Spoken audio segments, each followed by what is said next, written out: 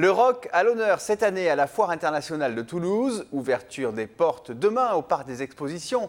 Avant-première, avec un commissaire d'exposition de choix, en la personne du journaliste Philippe Manœuvre, qu'a rencontré Jérôme Bollock.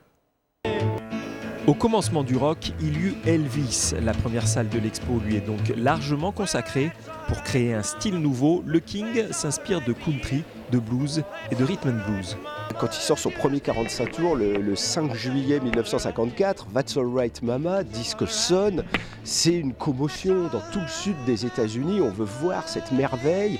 Un garçon blanc qui chante comme un noir, avec les accents toniques des noirs, avec l'argot des noirs, et qui dit en fait la culture noire c'est merveilleux, alors que l'Amérique est ségrégationniste, que les noirs n'ont pas le droit de s'asseoir dans les bus. Le rock, une musique qui bouscule les règles établies, une musique générationnelle indissociable d'un look et d'une attitude. C'est une attitude d'ouverture, de recherche du plaisir, très importante, un état d'esprit.